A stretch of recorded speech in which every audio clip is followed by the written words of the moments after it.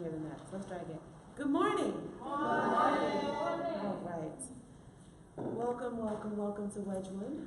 It's good to be back with you guys. I was gone for like a week and a half, almost 2 weeks, and it felt like months. So just know that you all were missed, and I'm grateful to be here this morning. For those of you who are joining us through the interwebs, you may see a couple of us wearing these t-shirts today. If it's your first time here, I promise we're not a cult.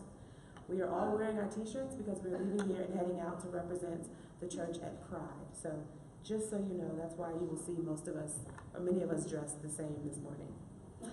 So now, if you will join us for our extravagant welcome, you can either read along here on our bulletin, or you can use the program here. I will be the voice of the one, and you all will be the voice of the many. We are all welcome here. Welcome to a church that works for peace, justice, equality, and care of Mother Earth. An extravagant welcome to you, regardless of your gender identification or sexual orientation, ethnicity, economic situation, physical and mental challenges, doubting or believing, being depressed or full of joy. We are a community of curious and creative spiritual seekers, striving to learn and embody the way of Jesus and other religious leaders. Like Jesus, we focus on the plundered and the marginalized as we try to address the major issues of our day. One of the ways we seek to heal the world and ourselves is to share parts of our personal story. We are all welcome here. Amen. And in that spirit of welcome, in just a moment, I will invite you to stand as you are able and to greet one another. We practice here what we call the left hand of fellowship. We call it the left hand of fellowship in honor of Reverend Dr. Nancy Leddens, who was the first transgender priest, and she was actually excommunicated for that. But towards the last few years of her life, she worshiped here with us, and we were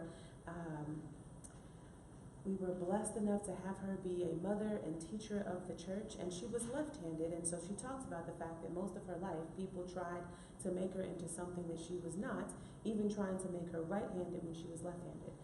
Except for her grandfather. He always handed her things in her left hand. And so we want to be like her grandfather in the sense of seeing the truth of who people are and welcoming them in that spirit. So stand up, welcome one another. Remember, we have different levels of touch needs here. Some people may be into hugging, some people may not. So you may high five or hug or whatever makes you feel the most comfortable. But greet one another in love.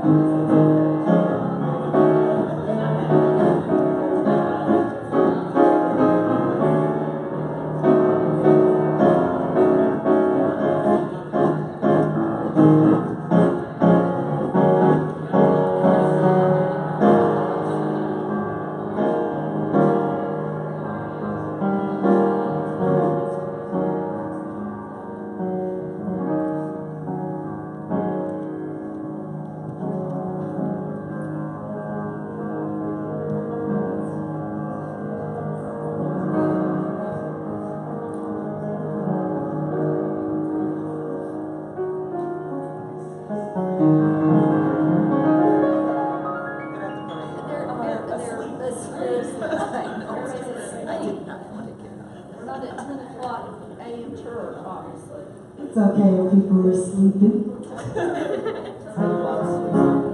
The people that are here aren't asleep, right? Nah, woo! Stay woke, stay woke. Ready to go to pride and things, right? Yeah, stay woke. So have a little fun with this later. I like that.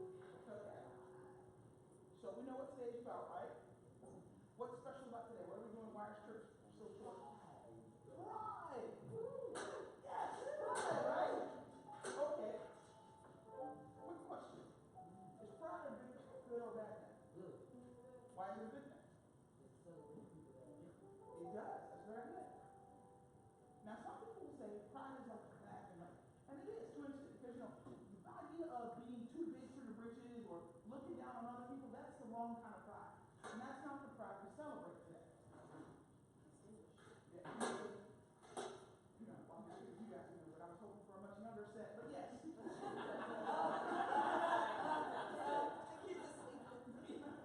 Pretty much. But yeah, so we're not celebrating that kind of pride. The pride that looks down on people, the pride that thinks I'm big, you're small, or we're good and you're bad. We're not talking about that kind of pride today. We're talking about, just like you said, the celebration of people who are different, the celebration that we are as God made us. And so because I know service is short, now I want to drop this one little scripture tidbit, and it comes from Psalm 139. God made us as we know, we already are. So he says, Lord, you examine me and you know me. You know everything I do. From far away, you understand all my thoughts. You see me, whether I'm working or resting. You know all my actions. Even before I speak, you already know what I will say. But here's the best part about this. You are all around me on every side. You protect me with your power. Your knowledge of me is too deep, and it's beyond my understanding. Today we celebrate the fact that God made us, and he knows us, and the one who knows us best even loves us best. And that's all I got for today.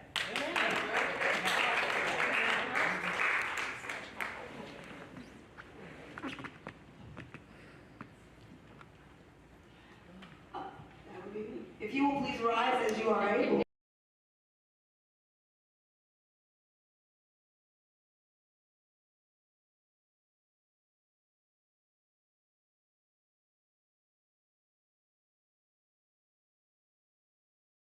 Number 261, Sweet, Sweet Spirit.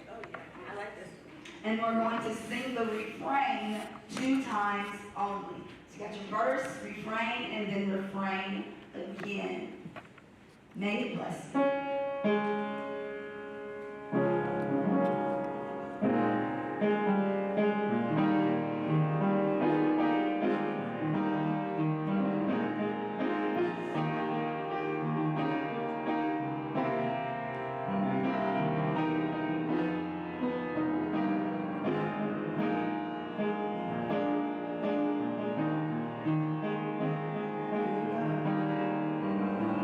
There's a sweet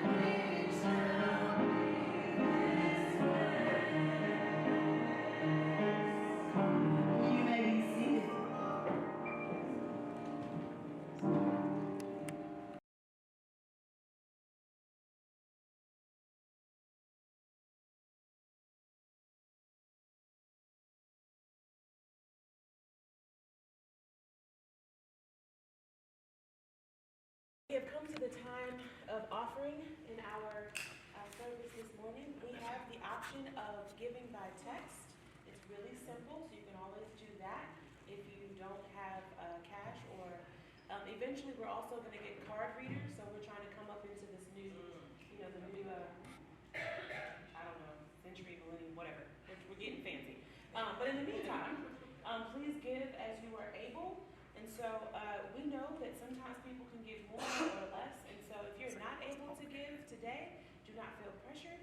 But if you are able to give, please give as much as you can because we have some major bills we're paying off. It was very important for us to make sure that the elevator works because we want people to have access to our second floor sanctuary. But that was a pretty expensive bill. And we have a couple other things coming up. So give as you are able. And I'll put the plug in. We have a food pantry downstairs. So please take as you need to and also give as you're able. Amen? Amen. All right.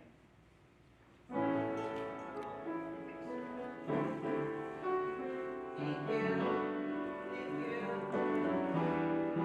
Thank you.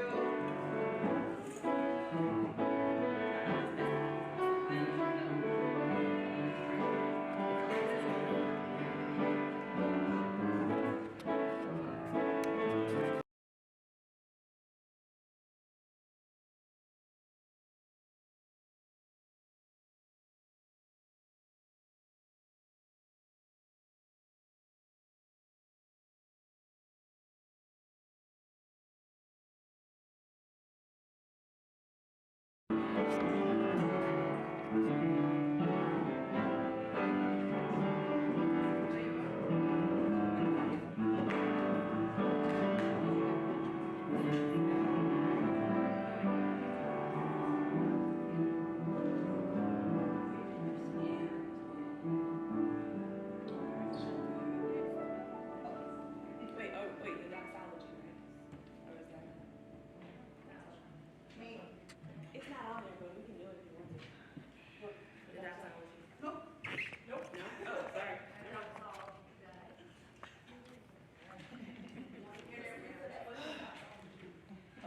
Aretha was a doxology. Good morning. And my song is going to springboard off of what Reverend April was saying about today is Pride Day, which we celebrate people that are different. Is that right? So this is a perfect song. Somehow I get the song that goes right along to what we're talking about. Amen. That's the spirit. Somehow, I don't know how Somehow, that that spirit moving. And I picked this out at 12 o'clock last night. Because I couldn't sleep. Okay, here it is.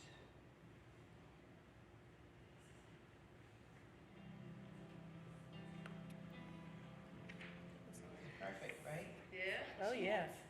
Yes. Okay. Please work.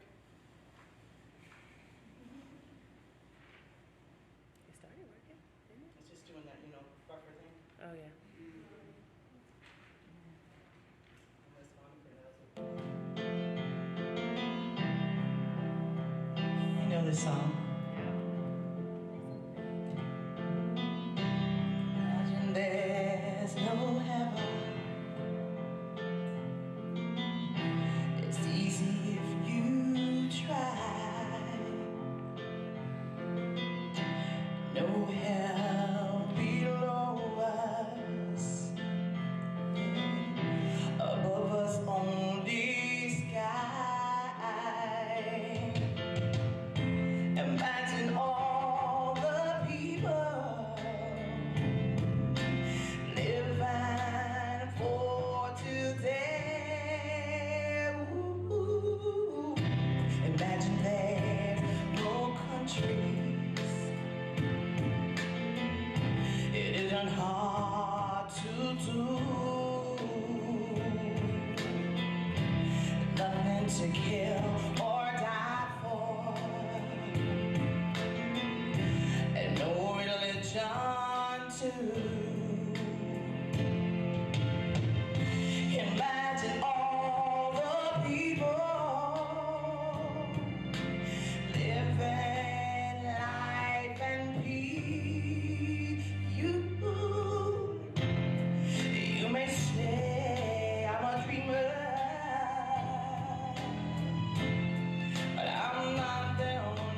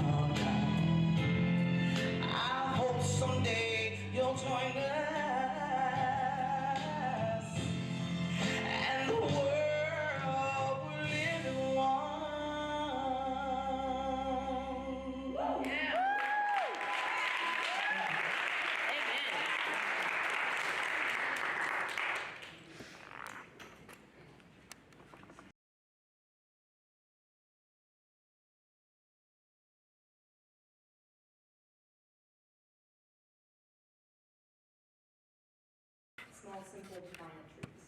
Amen. Amen. There was nothing to eat. There was no grain, no harvest. I could be hungry. I could learn to live hungry. But that would not work. I had 2 other mouths to feed. We had 1 donkey, and she was hungry too. There were others who left with us, families with oxen pulling wagons, and soldiers on horses leading the way. Our donkey carried what she could, and we walked beside her. My husband, he made the journey, but he suffered greatly. We had lived in our new country barely 3 days before he passed. In this new country, this country not plagued by famine, this country where I buried my husband, my sons grew tall and married, and their wives became my daughters. But I am cursed. The land on which I walk is cursed. The pain of losing a son is unbearable. I had lost 2. I wanted my daughters to leave.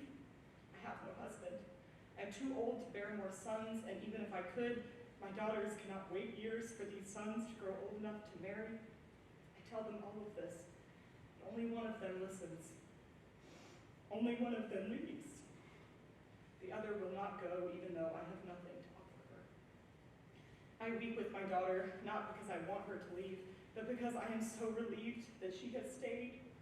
I must go back to my home country, but I do not want her to leave me.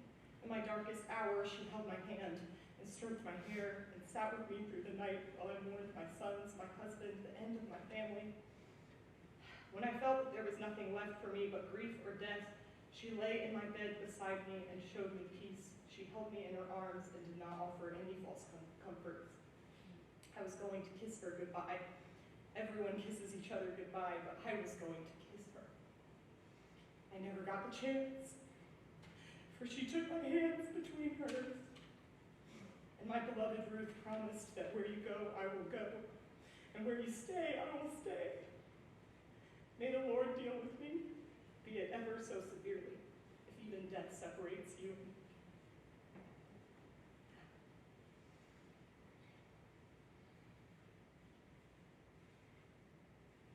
There's a bead of sweat dripping down the side of my face. I try to blink it away and get salt in my lashes.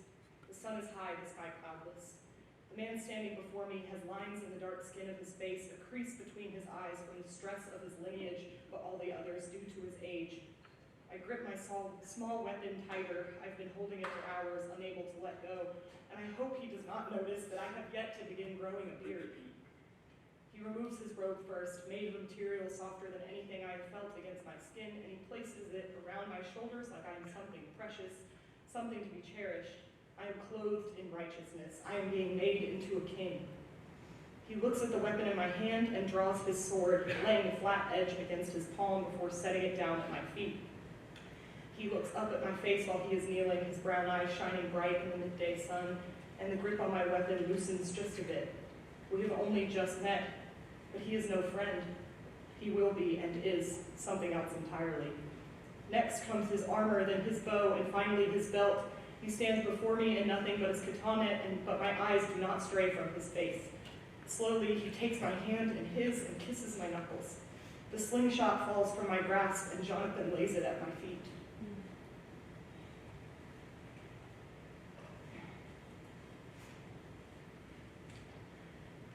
My servants are whispering. There's a door to my lover's chambers, but I leave it cracked so I can call for help if needed. The candle beside the bed is half melted, wax dripping onto stone. My servants are just outside the door as if they want me to hear them. If you have something to say, say it, I tell them without turning away from my lover's face. His eyes are squeezed shut as if in pain, his dark curls matted against his forehead. I hold his hand between mine, but it is limp, paralyzed. My lord, there is word from your synagogue, the servant tells me. I wait for him to continue. The elders, they say it's important. Then get on with it, I reply, my back still to him. He takes a deep breath. There is a man who has just arrived. He's said to have, they say he is like a god. The gods have failed me. A voice I do not recognize, an older voice speaks. He is a healer. The legs of my chair creak when I turn. A magician? I ask. No, sir. The old man, a Jewish elder, smiles. He is a rabbi. While my lover is paralyzed, so am I. I cannot leave his side. So I send my servants along with the elder to speak to this man on my behalf. Just as they are heading into the street, I call out to them, "This man, he goes to people?" I ask, but nobody answers me. "To heal them. He goes to their homes and what? Lays hands on them?" The elder takes a few steps towards me, his own hands clasped together in front of him. "If the rumors are true. If he is as they say he is, he should not have to come. Am I present with every shook soldier to whom I've given orders? I tell this one go, and he goes, and this one come, and he comes. Should he truly have authority over life and death, he may simply give the command, and it shall be done." I turn back to my lover and stroke the hair out of his face. "If he is who you say he is, then I am not worthy to have him under my roof." The elder does not say anything. He and the servants leave, and I wait. I wait.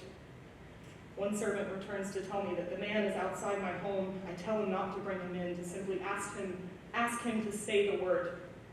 I sit in silence and count the drips of wax as they fall to the floor. On the sixth one, my lover's hand moves against mine. He was led like a sheep to the slaughter, and as a lamb before its shearer is silent, so he did not open his mouth. In his humiliation, he was deprived of justice. Who can speak of his descendants, for his life was taken from the earth? I thought it would be simpler than this. I came to Jerusalem to learn of this new God, but I found nothing but persecution for anyone who spoke its name. If there had been apostles in the city, they fled before I arrived. Despite my desperation to find peace, I could not justify my stay. As I rode back to my country, I made one last effort by reading Isaiah's teachings. Who was this man who had been rejected, scorned, and killed before he could father any children? I would never father children. Was he like me? Had he been rejected by every god he had tried to worship and scorned by the followers? "Do you understand what you were reading?" I crumpled the corner of the scroll in my surprise at the man's voice. I looked down and laughed. He was running next to my chariot. I commanded my servants to pull the reins, and I looked down once again. The man's sandal was torn. How can I, unless someone explains it to me? I gestured to the man to sit next to me. I have a long journey ahead. The man climbed in beside me and told me his name was Philip. I asked him why he ran, why he sacrificed his sandals to reach me, and he said the Lord commanded it. "The man in the passage, do you know who he is?" Philip asked, pointing at the scroll. I reread it carefully. I wanted to ask him if it was me. "No," I said. Philip smiled and placed his hand on my shoulder, and he told me of the Messiah. By the time he had finished, we had reached a river. The stream of water was deafening to my ears, calling to me. "Do you know who I am?" I asked Philip. He studied my face. "You are treasurer to the Queen of Ethiopia, an important man in your country." "Do you know what I am?" Philip smiled. "You are a natural eunuch." I looked at the river. Here is water. What can stand in the way of my being baptized? I expected a long answer. In his humiliation, he was deprived of justice. I am always prepared to be rejected, to be deprived of justice. Philip held up his hand for me to follow. Nothing can stand in your way. I was a junior in college when I read of my ancestors. I am descended from widows with the fiercest loyalty for one another, who stayed together when it meant poverty and even death, but it was only their love that could lead Ruth to begetting a son, and continuing the lineage of Jesus Christ. I am descended from kings, from Jonathan who died in battle, and David who mourned him by proclaiming that his love was better than any woman's. I am descended from soldiers with faith stronger than any other, eunuchs filled with joy for being baptized without conditions. It was at church that I learned that Jesus said nothing about homosexuality, and it was by my own seeking that I learned that he actually had a lot to say, but it just isn't what Christians want to hear. It was at church that I learned of the sin of homosexuality, and it was on my own that I learned of the righteousness of it. I was a junior in college when I realized that nobody was going to tell me that I was okay. Nobody was going to baptize me free of conditions. There would always be something standing in my way. I was a junior in college when I learned to tell myself that I am enough, that I am whole, that I am descended from the most courageous among us, from the ones held in high esteem by the writers of the Bible. In my time of need, I turned to my ancestors to show me what is right and good. Has all of history led to us being here, to me being able to stand in front of a rainbow flag, wearing a rainbow shirt at a pulpit in an actual church, and expound on my favorite gay passages from the Bible? All of history has not led here. God speaks in a whisper, not a shout. We are here because Ruth stayed with Naomi instead of doing the sensible thing, because Jonathan loved David despite his father's disapproval, because Jesus judged the centurion not by his sexual preferences, but by the faith in his heart, and because Philip baptized the Ethiopian eunuch without conditions. Simple, small, defiant truths have led us here. We are here in spite of history, not because of it. Thank you.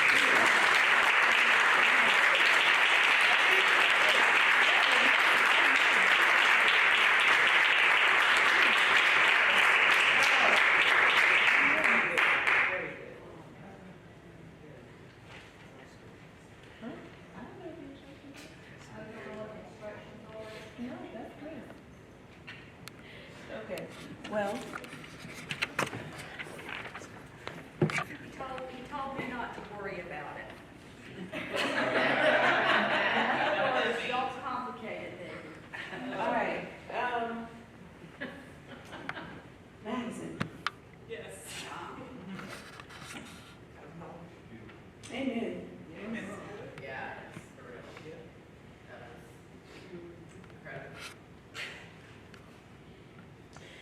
Whew. You spoke a word this morning. I don't know what the broad instructions are, but but I am grateful. Whew. All right, well, anybody have their cell phones? Because I know he sent out the instructions in the last email. I can try to find that. So how about